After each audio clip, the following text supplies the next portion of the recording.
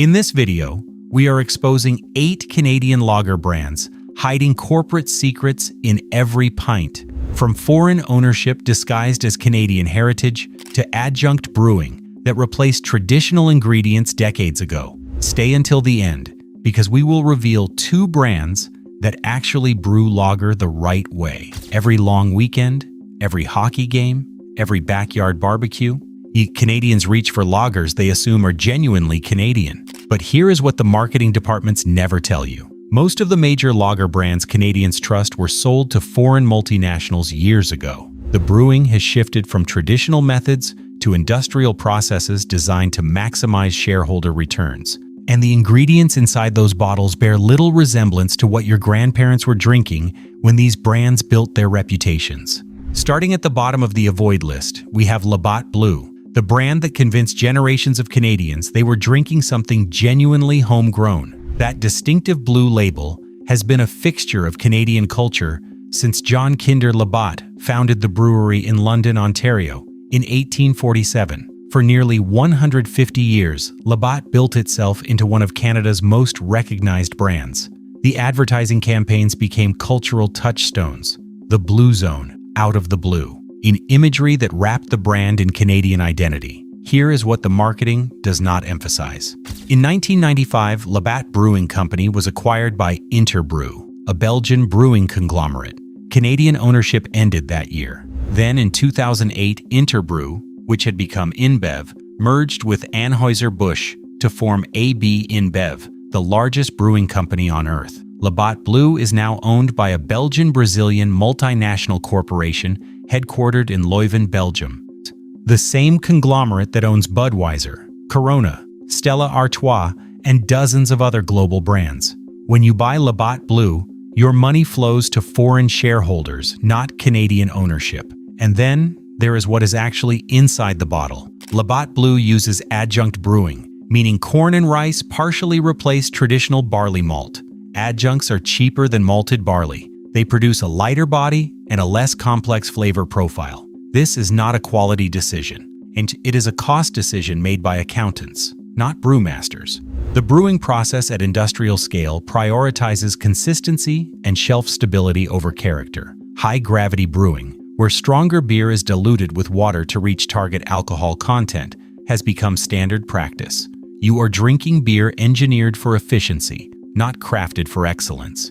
Labatt Blue remains one of Canada's best-selling lagers because brand loyalty runs deep and the marketing budget runs deeper. But the Canadian heritage is historical, not current. The ownership is foreign. The brewing prioritizes cost reduction. That blue label hides a corporate reality most drinkers never consider. Next up is Molson Canadian. And if Labatt's foreign ownership surprised you, this one cuts even deeper. The Molson Brewery was founded in Montreal in 1786 by John Molson. It is one of the oldest breweries in North America and the oldest in Canada. For over 2 centuries, the Molson name represented Canadian brewing tradition. The brand became synonymous with hockey, with Canadian identity, with national pride. Here is the corporate reality. In 2005, Molson merged with Coors Brewing Company to form Molson Coors.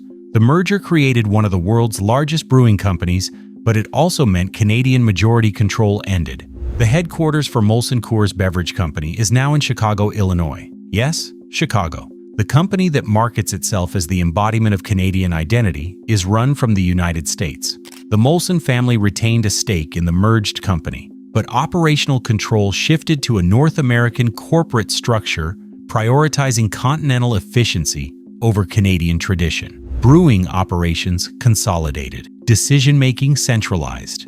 The Montreal heritage became a marketing asset rather than an operational reality, and the brewing reflects this corporate evolution. Molson Canadian uses adjunct grains including corn. The flavor profile is engineered for mass appeal, meaning deliberately inoffensive and unremarkable. The beer undergoes processes designed to eliminate variation, producing identical liquid whether brewed in January or July, in Montreal, or anywhere else in the production network. Those iconic I Am Canadian commercials created powerful emotional associations, but the company behind them answers to American headquarters and global shareholders.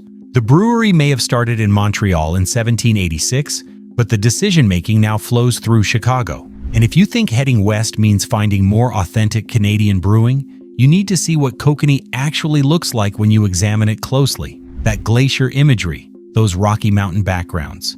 The Kokanee Ranger advertising campaigns that became cult favorites across British Columbia. The brand built its identity on Western Canadian authenticity and mountain purity. Here is what the packaging does not tell you. Kokanee is brewed by Columbia Brewery in Creston, British Columbia, a facility that has operated since 1959. The mountain location is genuine. The glacier imagery reflects real geography, but the ownership tells a different story. Columbia Brewery is owned by Labatt Brewing Company, and as we just discussed, Labatt is owned by AB InBev, the Belgian-Brazilian multinational. That means Kokanee, marketed as the quintessential British Columbia mountain lager, is ultimately controlled by the same foreign conglomerate that owns Budweiser, Corona, and Stella Artois.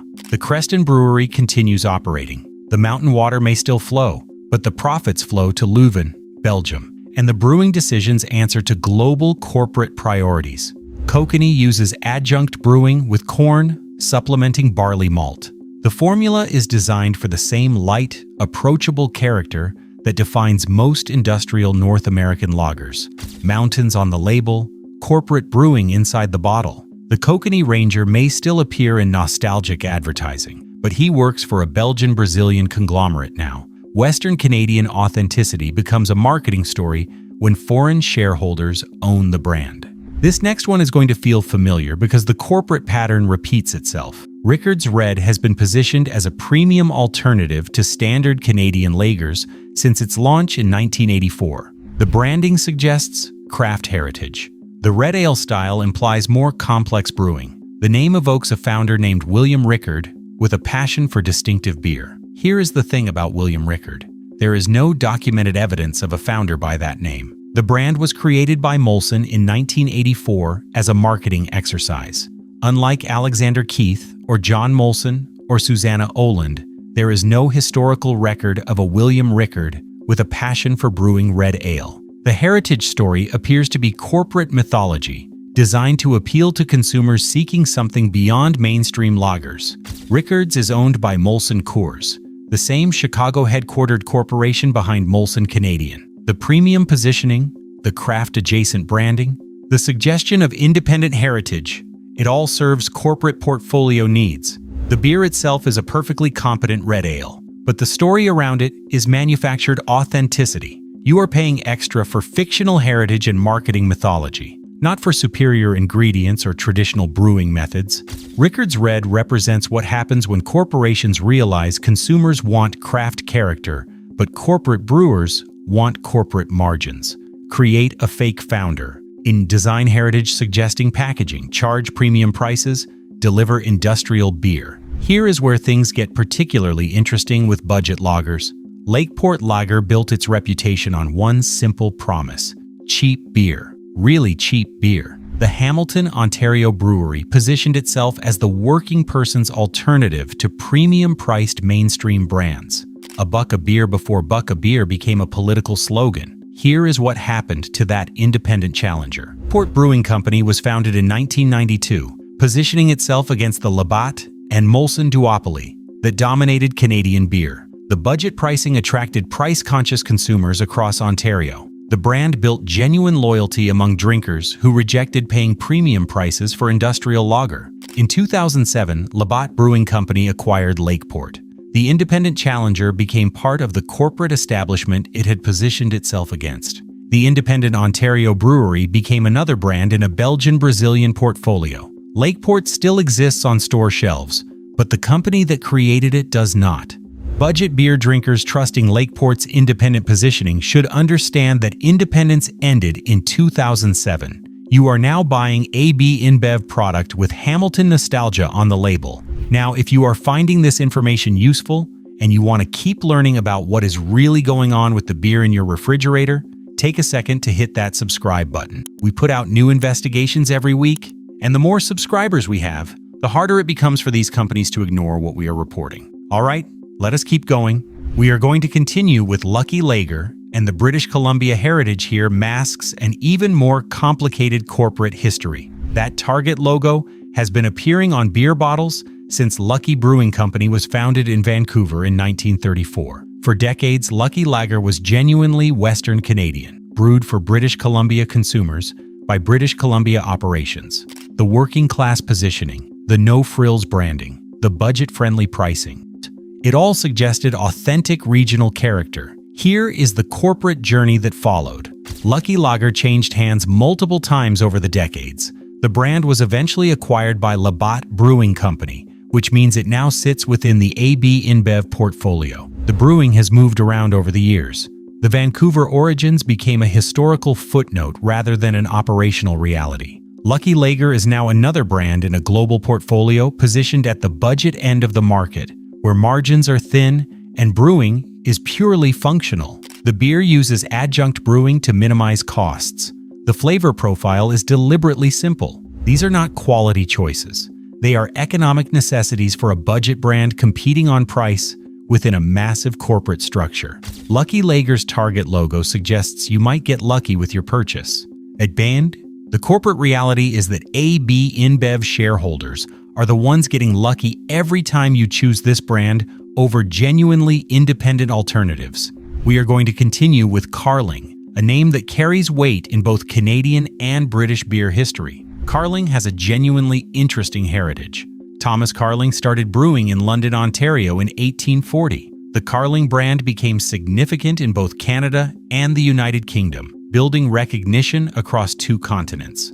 That transatlantic history is real. Here is where it gets complicated. In Canada, Carling is now owned by Molson Coors. In the United Kingdom, the brand is owned by the same company. The London, Ontario origins have become historical trivia, while the brand serves corporate portfolio needs on both sides of the Atlantic. Carling occupies the budget segment of the Molson Coors portfolio in Canada. The brewing prioritizes cost efficiency. Adjunct grains keep production expenses down. The flavor profile targets the same inoffensive mass appeal as every other industrial lager in this category. The transatlantic heritage makes for interesting beer history discussions. But contemporary Carling is a corporate budget brand answering to Chicago headquarters, not a continuation of Thomas Carling's 1840 brewing tradition. Canadian drinkers choosing Carling for its Canadian heritage should understand that heritage is historical. The current reality is budget industrial brewing within a multinational portfolio. We are going to finish the avoid list with Busch, and this one makes no pretense about its origins. Busch is an American brand, created by Anheuser-Busch in 1955 as a budget alternative to Budweiser. The brand has never claimed Canadian heritage. The American identity is explicit in the branding and marketing. Here is why it belongs on this list anyway. Busch is owned by AB InBev, the same Belgian-Brazilian multinational that owns Labatt, Kokanee, Lakeport, and Lucky Lager. When Canadian retailers stock Busch, they are giving shelf space to a foreign budget brand that competes directly against any remaining independent Canadian breweries. The beer is brewed using the same adjunct-heavy approach as other AB InBev products. Rice and corn supplement barley malt. The brewing process prioritizes efficiency and cost minimization. The flavor profile is deliberately neutral. Busch does not pretend to be Canadian, which is more honest than some brands on this list. But choosing Busch means choosing a foreign multinational's budget offering over Canadian alternatives that might actually support domestic ownership and employment. The American branding is transparent. The Belgian-Brazilian corporate control is less obvious to consumers who do not examine ownership structures. Either way, your Busch purchase supports the same global conglomerate that has been acquiring and absorbing Canadian brands for decades. That is the full avoid list. 8 lager brands on Canadian shelves representing variations of the same fundamental problem. Foreign ownership disguised as Canadian heritage. Adjunct brewing replacing traditional ingredients. Corporate efficiency prioritized over brewing character. And marketing budgets creating emotional associations that mask multinational control. But genuinely good Canadian lagers do exist.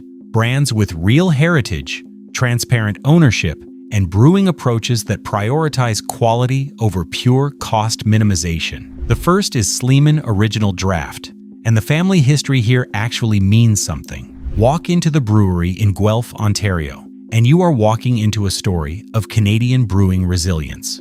John Sleeman founded the original brewery in 1834. His descendants built it into a regional power. Then Prohibition nearly destroyed everything. The Sleeman Brewery closed during Prohibition, and the family left the beer business for decades. The story might have ended there. But in 1988, John W. Sleeman, a descendant of the founder, revived the family brewery and the family recipes. He literally reconstructed his great-great-grandfather's brewing tradition. Here is the ownership reality you should know. In 2006, Sleeman Breweries was acquired by Sapporo, the Japanese brewing company. Canadian family control ended that year. The Guelph Brewery continues operating, and the Sleeman family recipes remain in production, but the ownership is now Japanese. This is more complex than the AB InBev or Molson Coors situations. Sapporo has maintained Sleeman as a distinct operation rather than absorbing it into a homogenized portfolio. The Guelph brewing continues. The brand identity has remained relatively intact.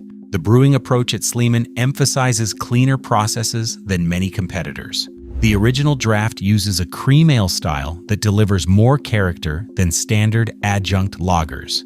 The flavor profile shows actual craft intention rather than pure cost minimization. Sleeman is not independently Canadian-owned. That ship sailed in 2006. But the Japanese ownership has been less aggressive about stripping character than the Belgian, Brazilian, or American alternatives. For consumers who cannot find truly independent Canadian options, Sleeman represents a more thoughtful corporate approach. And the best is Moosehead Lager. And here is the part that should make every Canadian beer drinker pay attention. Walk into the Moosehead Brewery in St. John, New Brunswick, and you are walking into something increasingly rare. A major Canadian brewery that is still Canadian-owned, still family-controlled, still independent after over 150 years. Susanna Oland founded the brewery in 1867, the same year as Canadian Confederation. Her descendants have maintained family ownership ever since. 6 generations of Olands have run this brewery. No foreign acquisitions, no multinational mergers, no Belgian-Brazilian shareholders, no Chicago headquarters. Moosehead is the largest independently owned brewery in Canada and the 4th largest Canadian brewing company overall after Molson Coors, Labatt, and Sleeman. Let that sink in. Moosehead answers to the Oland family in New Brunswick. Here is what independent ownership means for brewing. When shareholders in Belgium or boardrooms in Chicago are not demanding quarterly profit maximization, breweries can make different decisions. Moosehead has maintained brewing approaches that prioritize character over pure cost efficiency. The family ownership creates accountability that corporate structures eliminate. Moosehead Lager uses a straightforward approach. Canadian 2-row barley malt, hops, yeast, water. The brewing takes time. The cold filtering process happens without rushing to maximize throughput. The result is a cleaner, crisper lager than adjunct-heavy corporate alternatives. The flavor profile reflects actual brewing intention rather than accountant optimization. There is hop character that industrial processes typically strip away. There is malt presence that adjunct brewing dilutes. This tastes like beer made by people who care about beer. Moosehead has remained in New Brunswick throughout its history. The decision-making stays with Canadians who live in the community where the brewery operates. The company has invested in sustainability initiatives, including water conservation and environmental responsibility that family-owned businesses can prioritize when they are not answering to quarterly earnings calls. Long-term thinking becomes possible when ownership thinks in generations rather than fiscal quarters. Distribution is national. You can find Moosehead in virtually every Canadian province. The independent brewery has built logistics capable of competing with multinational giants while maintaining family control and brewing integrity. For anyone wanting authentic Canadian lager from a brewery that is actually Canadian-owned, Moosehead delivers exactly what 150 years of family brewing promises. Real ingredients, careful brewing, complete independence. This is what Canadian beer looked like before foreign multinationals started acquiring everything. The Oland family refused to sell. The brewing stayed in New Brunswick. The independence survived. Moosehead Lager is not just a recommendation. It is a reminder that Canadian brewing independence is still possible when families refuse to cash out, That is the full list. 8 lager brands representing foreign ownership and corporate brewing, and 2 that offer something better. The difference in your drinking will be noticeable from the very first bottle. Lagers with actual character, transparent ownership, and brewing approaches that prioritize quality over pure margin optimization exist on Canadian shelves. You do not need to accept corporate products marketed with manufactured heritage. And every time you choose one of these 2 instead of the ones we covered at the start, you are doing something that matters. You are supporting breweries that maintain Canadian character. You are telling the multinationals that patriotic marketing does not excuse foreign ownership. You are voting with your wallet for brewing independence. Your purchase is a vote you cast every single week. They track every sale. They know exactly which brands are growing and which are declining. Go to your refrigerator right now. Pull out the beer you have been buying. Look up who actually owns that brand. Look at where the profits actually flow. Then, make a choice. Next time you are at the beer store, walk past the brands with Canadian flags on foreign-owned products. Find Sleeman or Moosehead. Taste the difference. Your money deserves to support breweries that actually maintain Canadian brewing traditions. If this video changed how you see your beer, subscribe to this channel, hit the notification bell so you know when we expose the next category of products that are not what they seem. Share this with someone still drinking foreign-owned lager thinking it is Canadian. Drop a comment below telling me which brand's ownership surprised you most. Your refrigerator, your money, your choice. Stay informed and protect your pint.